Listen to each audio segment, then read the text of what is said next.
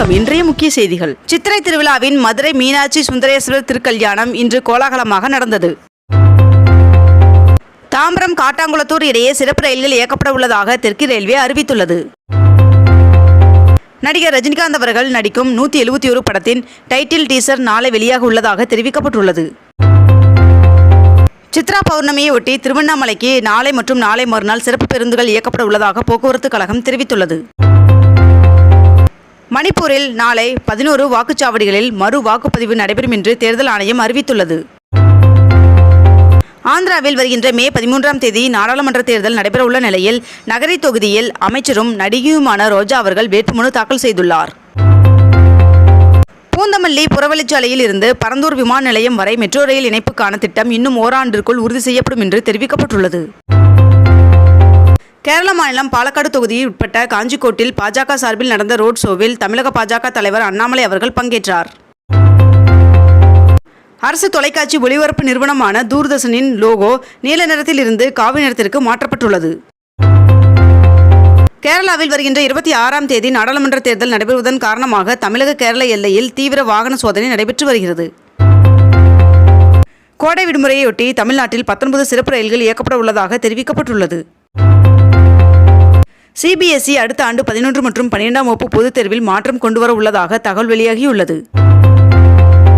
திருநெல்வேலி தொகுதி பாஜக வேட்பாளர் நயினார் நாகேந்திரன் அவர்களின் உதவியாளரிடம் 4 கோடி ரூபாய் பறிமுதல் செய்யப்பட்டது குறித்து புகார் மீது உரிய நடவடிக்கை எடுக்க வேண்டும் என தேர்தல் ஆணையத்திற்கு சென்னை உயர்நீதிமன்றம் உத்தரவு பிறப்பித்துள்ளது.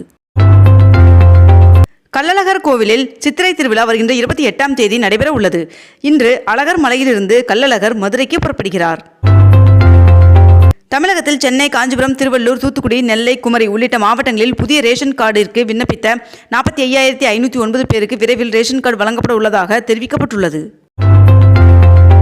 டெஸ்லா நிறுவன CEO எலான் மஸ்க் அவர்கள் இன்று பிரதமர் நரேந்திர மோடி அவர்களை சந்திக்க இந்தியா வருகை தர இருந்த நிலையில் அந்த பயணம் திடீரென ஒத்திவைக்கப்பட்டுள்ளது. இலவச கட்டாய கல்வி திட்டத்தின் கீழ் தனியார் பள்ளிகளில் மாணவர்கள் சேர்க்கைக்கான விண்ணப்ப பதிவு வருகின்ற 22ஆம் தேதி ஆகிய நாளை முதல் வருகின்ற மே 20ஆம் தேதி வரை நடைபெற உள்ளதாக தெரிவிக்கப்பட்டுள்ளது. தமிழகத்தில் 2009, 2014, 2019 ஆகிய ஆண்டுகளில் நடைபெற்ற வாக்குப்பதிவை விட 2024ஆம் ஆண்டில் தற்பொழுது வாக்குப்பதிவு குறைந்துள்ளதாக தெரிவிக்கப்பட்டுள்ளது. டெல்லி முதலமைச்சர் அரவிந்த் கெஜ்ரிவால் அவர்கள் சர்க்கரை அளவை உயர்த்த சிறையில் இனிப்பு உணவுகளை எடுத்துக்கொள்கிறார் என்ற அமலாக்கத்துறை குற்றச்சாட்டிற்கு அவரது தரப்பு மறுப்பு தெரிவித்துள்ளது. நடிகர் விஜய்க்காக 36 மணி நேரத்தில் 10,000 வரிகளில் கவிதை எழுதி உலக சாதனை படைத்தார் நடிகர் விஜய் அவர்களின் தீவிர ரசிகர் ஒருவர்.